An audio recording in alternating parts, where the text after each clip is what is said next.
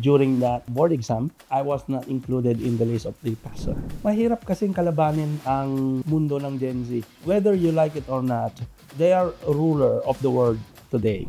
I love working. I love my profession. I love helping businesses. I just love the challenges around it.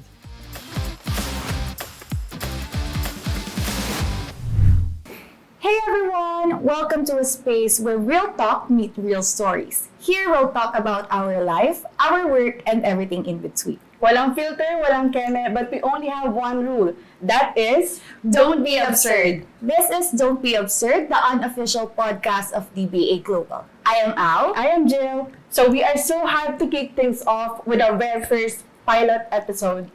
And syempre, what better way to start our new segment than to have a very special guest, which is our very own CEO and co-owner, Sir Darlo Parazo. Hello.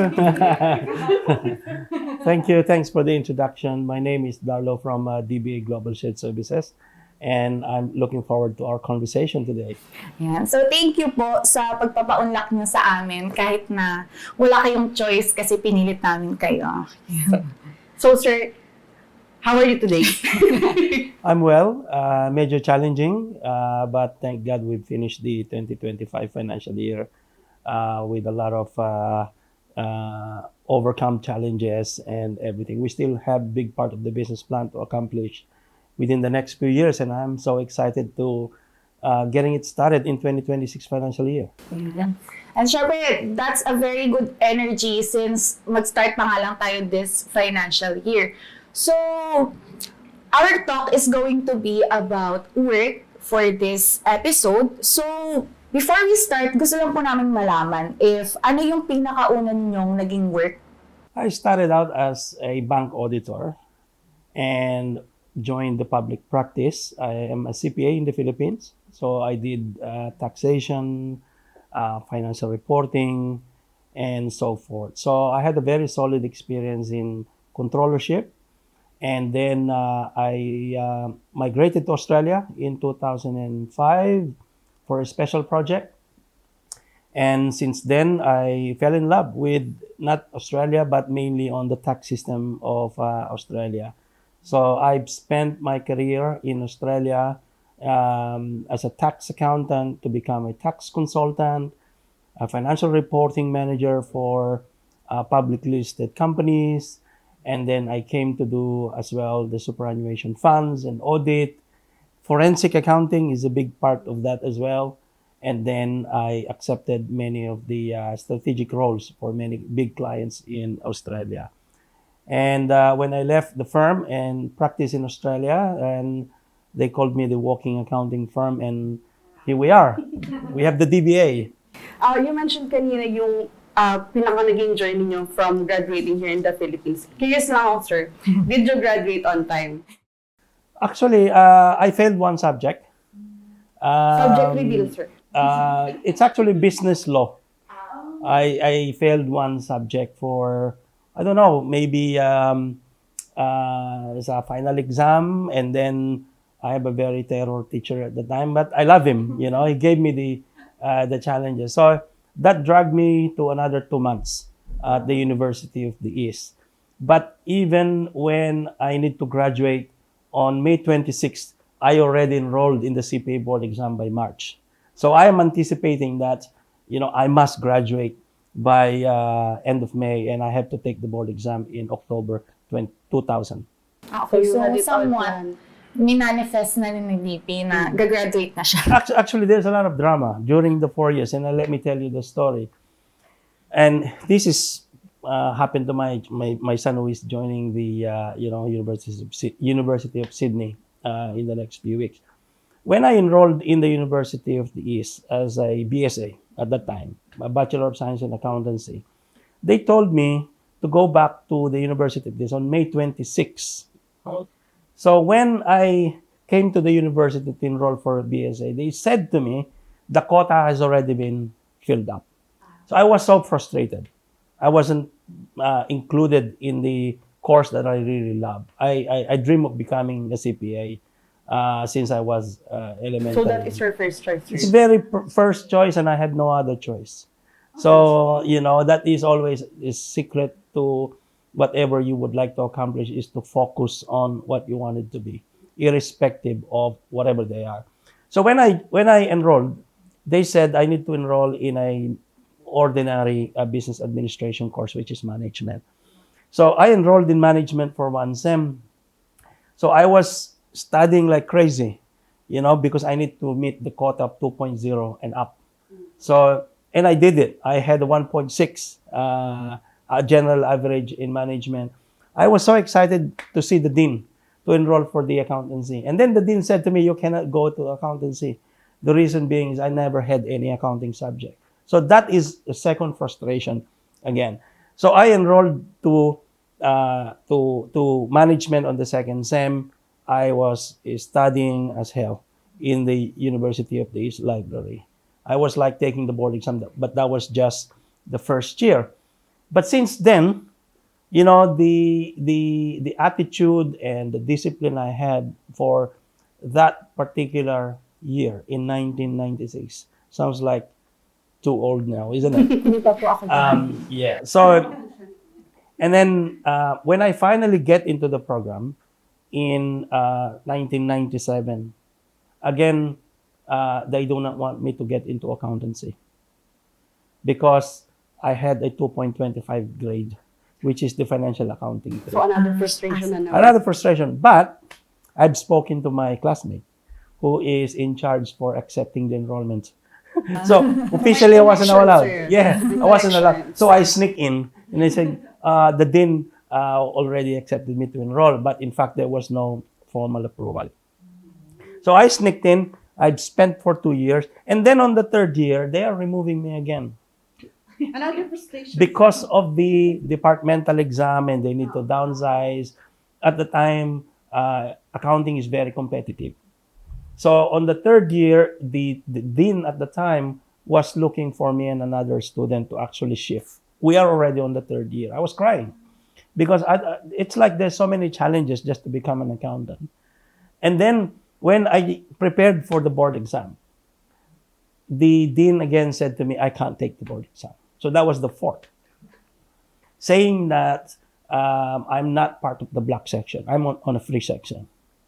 So they want to really increase the passing rate of the University of the East. So I wasn't priority. But again, I did took the exam without the authority of the university. So again, I've used a connection in the Professional Regulation Commission. And there is another drama in the Professional Regulation Commission. The last day to submit for to take the board exam, that was October 2000, was something around June or July.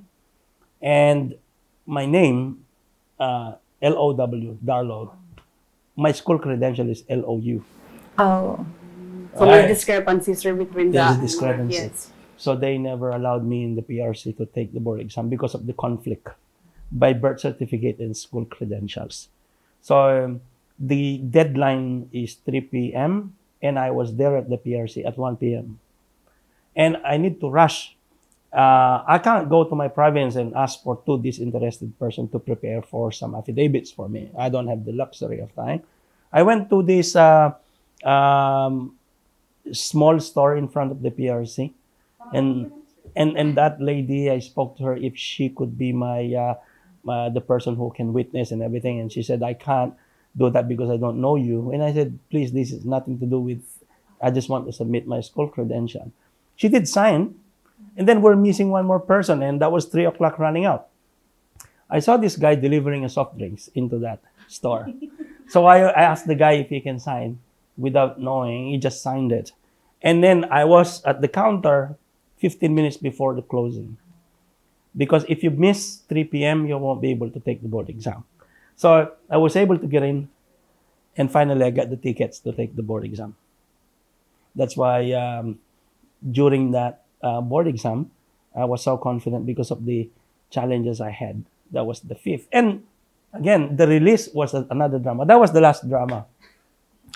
The last release was I was not included in the list of the passer. So, paano nyo po nalaman? So there is a section near the obituary. They call it the conditional. I thought the conditional was you failed one subject, which is it is, right? You have to take another 3 subjects if you fail one subject or something like that. And then I tried to get some explanation from the legal division of PRC and which subject I failed. And everyone were clapping at me. I passed the CPA board exam. It's just because the credential hasn't been processed of the discrepancy of my name. So yun po yung reason why nasa conditional. So that's the whole story. Tsaka super stressful po siguro sa end nyo kasi in-enroll nyo na nga yung sarili nyo din sa... Oh yeah. The bottom line is you have to be really persistent to something that you really love.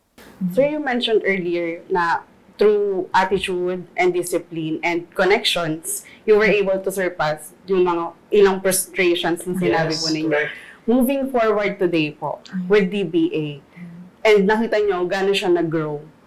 And with that growth, of course, possible po yan with the people, di ba po? And of course, kayo po. So, punta po tayo doon sa mga tao here at DBA.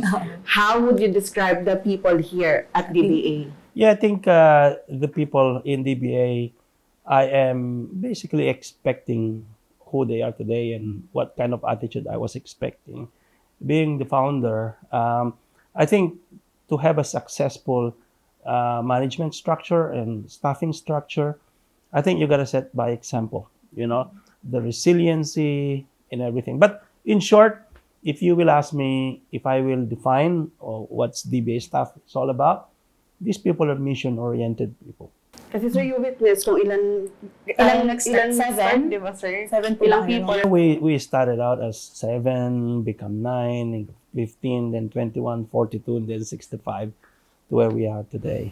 Siyempre po nung start is maliit na unit lang tayo. So, yung pag-a-adjust nyo sa ugali ng isa't isa medyo mas madali compared sa ngayon. So, paano nyo po siya na-cope? Lalo na ngayon na hundreds na po tayo dito sa DBA.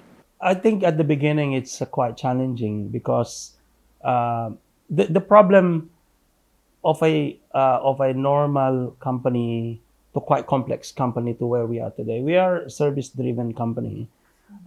So what you are selling is time and talents. We're not selling products.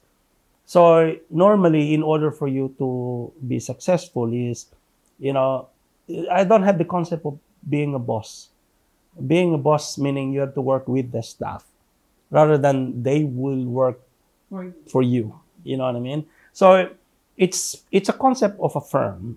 This is not a typical corporation. This is a firm where everyone are professionals and everyone's idea are respected.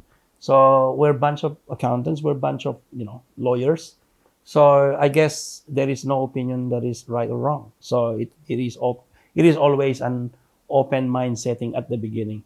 To where we are today, I would say it is more structured now because we are a company, we are a corporation, and the precedent of making a decision will entail a lot of repercussions. If you make a wrong decision and majority of the people are not happy.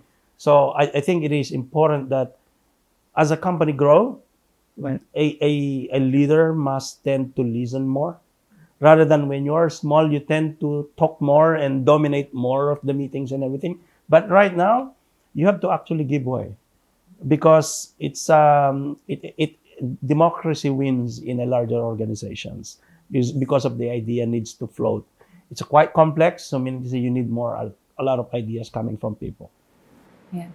So, medyo marami na nga rin po tayong mix ng tao dito. Ano po bang part kayo? Anong generation po kayo part? Kaya tinatanong ko kanina if I can negotiate. Okay. I was born in almost 1980, right? January, so I'd missed by 3 days. January 4. So I would say I have seen the analog and the digital world. So yes, so I am a late Gen X, right? But partly millennial. But let's call it millennial. Come on, we can negotiate with that. I would say generation is defined by the social compatibility ng mga tao. Siguro yung mga old-timers na katulad ng mga kuya natin, no? There is a lot of advantages as well of being in that more disciplined society compared to a lot more open society, the Gen Z and the Gen Y and all of those guys. Yung sa millennials naman po is, sabi nila, is yun yung mga generation na gustong-gusto ng work-life balance, tsaka mahilig magkape. So sa DBA po ba, sa tingin nyo, totoo yun? Totoo yun, maraming nagkakape dito. Even me, I learned drinking a lot of coffee, when I was at the practice. Kasi stressful ang pagiging CPA and being an accountant. Hanggang ngayon, hindi ko rin alam ang definition ng work-life balance eh. Di ba? Ang sa akin is, ang naging buhay mo is work. So my life is here. So parang gano'n. Pero kayo, sir, personally, pinaprioritize nyo naman yung work-life balance. Actually, I don't look at DBA as work eh. I really enjoyed. Kita nyo kahit na meron akong arthritis minsan, di ba? I love working. I love my profession. I love helping businesses. I just love the challenges around it. Making money for sure. We need a lot of money. All right. We need money and everything. But again, when you wanted to concentrate on making money, I think that shouldn't supersede your passion and your calling. Kaya doon ko masasabi na ang work-life balance is siguro kung stressful ka na sa work, naghahanap ka ng konting relaxation, siguro yun ang basic definition. I feel relaxed. Sometimes I go to the office on Saturday just to look at, okay, nasan na yung company Pero ngayon? sir, out of office, ano yung mga bagay or mga activities na medyo, na medyo feeling mo na, okay, kailangan ko muna mag-relax for a while, ito gagawin ko. Curious lang kami, sir. Merong isang bagay na talagang lagi kong iniisip when I'm at work na hindi ko magawa. I love motorcycling. I like the adrenaline. I like seeing people. I like talking to strangers. I have tried more than 10 bikes. All of them are dangerous bikes. But the element of being on a dangerous activity entails an additional reservoir of energy. So when I come to the office, suddenly you bump into something, you wouldn't think na challenging ang trabaho mo. Meron pa palang ibang mas challenging na tao, di ba? So makikita mo yung mga kalagayan nila sa buhay because of the motorcycling, because you can go to different places, no? So nagkakaroon sa akin ng parang realization na hindi ka rin pala talo. Meron pa palang ibang mga tao na nag-i-struggle compared doon sa ginagawa mo. And maswerte tayo at meron tayong work na ina-enjoy natin. Yun ang pinakamaganda doon. Kaysa nag-work ka and you are compelled to earn money because of something. Yun ang I think, malungkot na situation sa workplace environment. So parang bottom line, sir, is hindi mo na-feel yung work because you love what you do. You love what you do and yung mga staff, kaibigan mo, kainuman mo, you shared stories with them, yung mga client, naging kaibigan mo rin. So parang, this is your personal ecosystem. Hindi ko na-feel yung, yes, may pressure. I cannot deny that.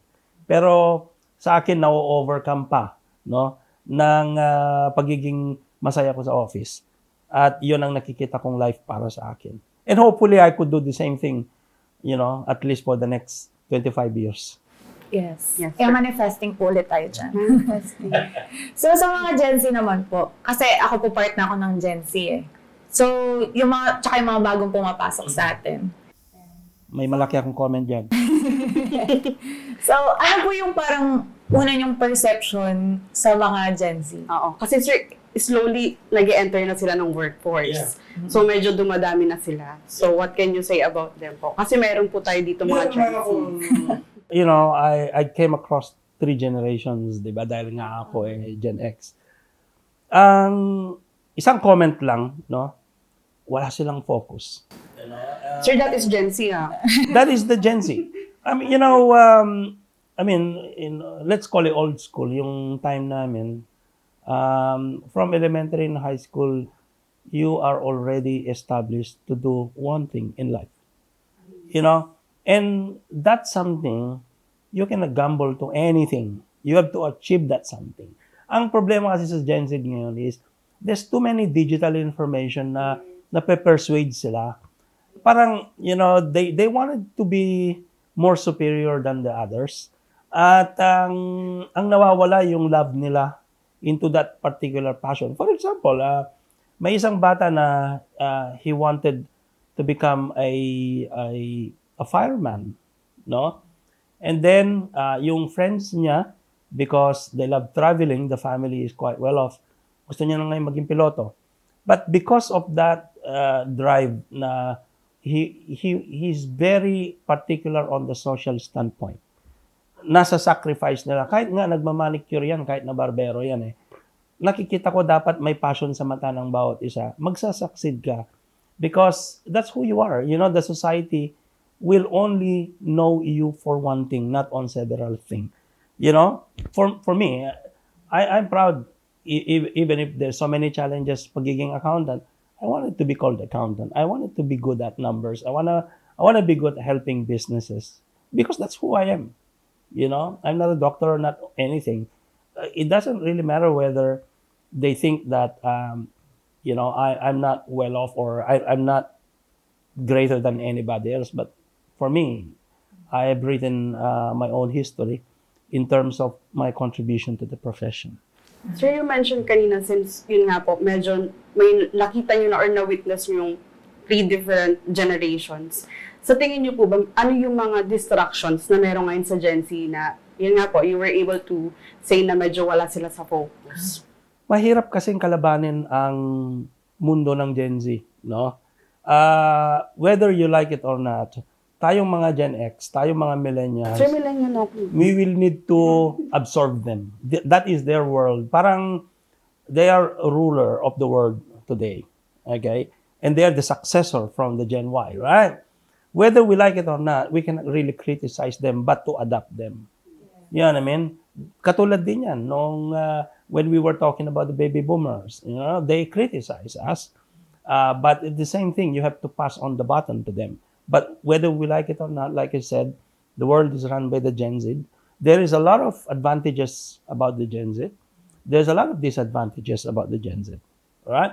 So meaning to say, I think the most important thing is the acceptability, the flexibility, and your ability to hand over the baton and accept Yeah. who we are today without any criticizing who they are. Because at the end of the day, they will do the same thing for the future generation, which is the alpha.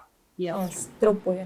Pero meron po ba kayong natutunan na lesson or something na surprising in a positive way sa mga Gen Z? Meron. Yung siguro yung pagkakaroon nila ng sariling lengguwahe.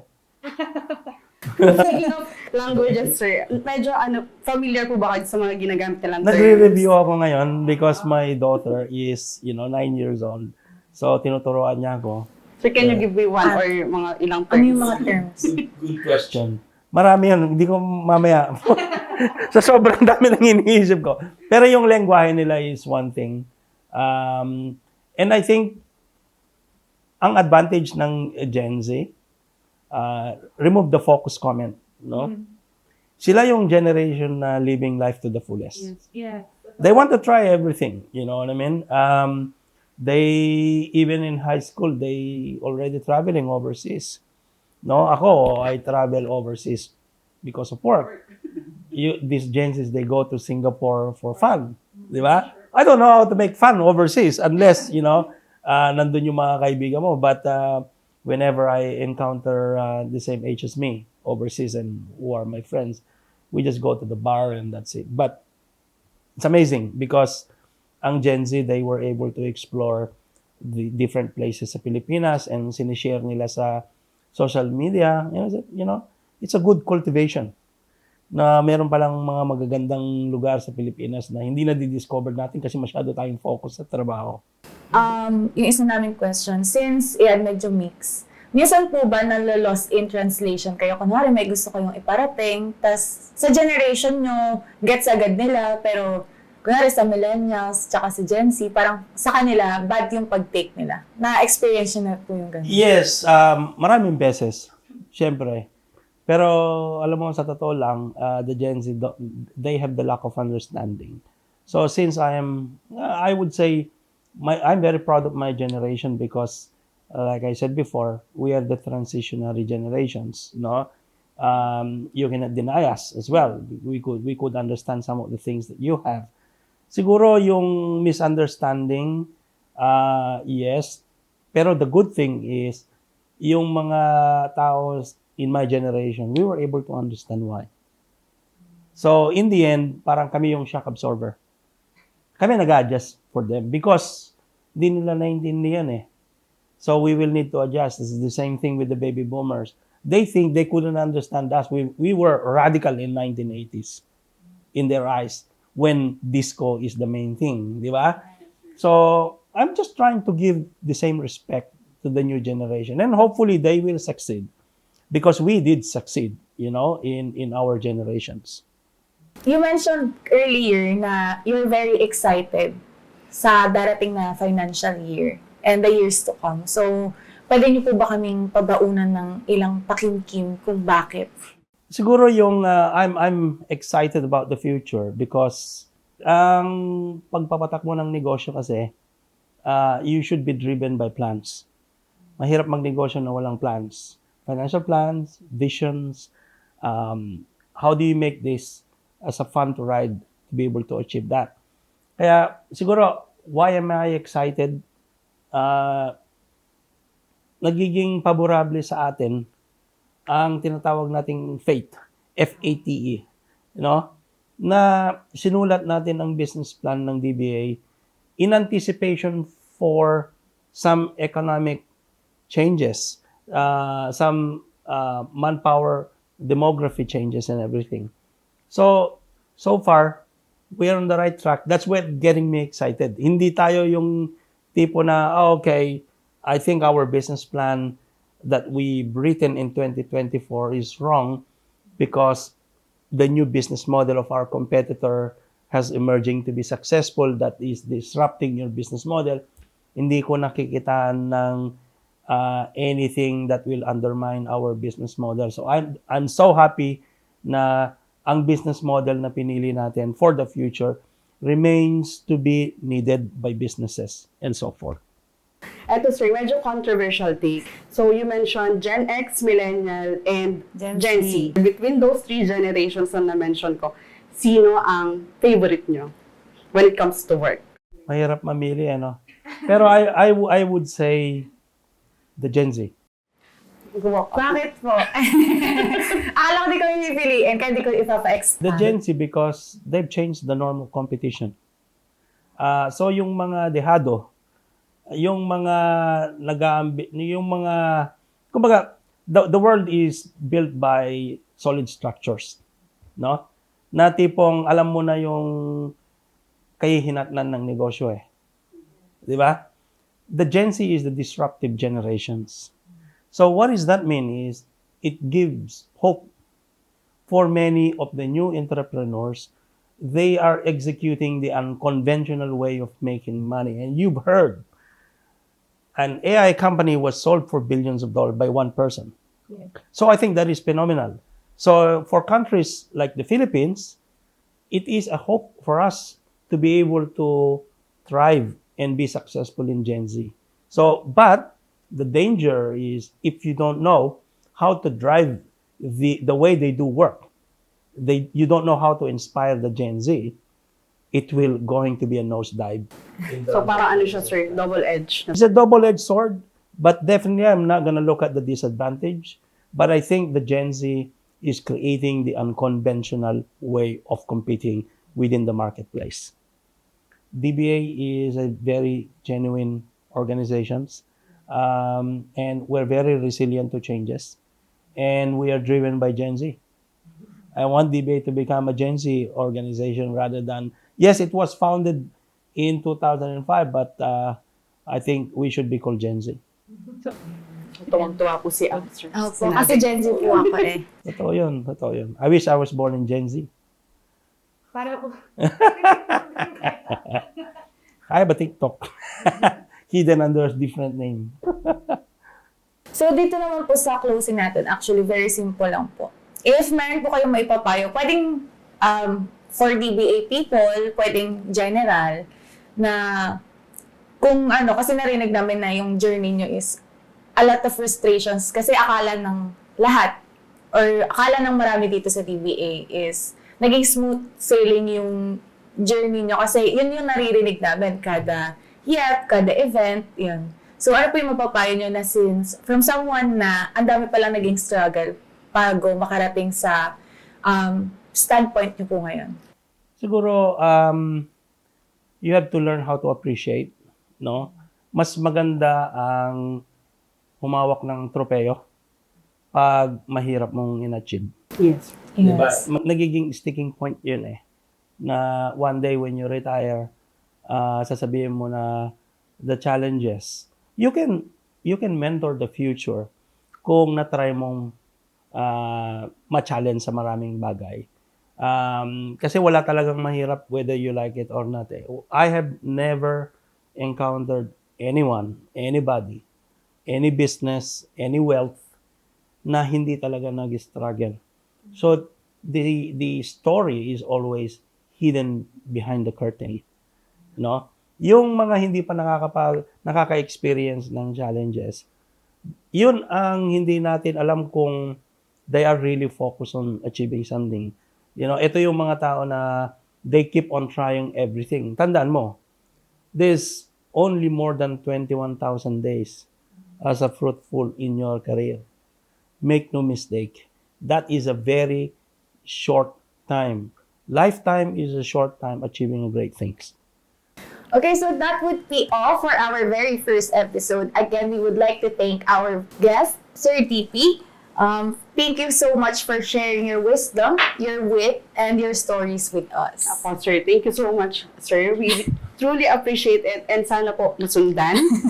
Thank you very much. Thank you, Jency. And that concludes our conversation with our special guest. We appreciate your time and stories. Until next time, Stay awesome. and stay absurd. You do you, boo.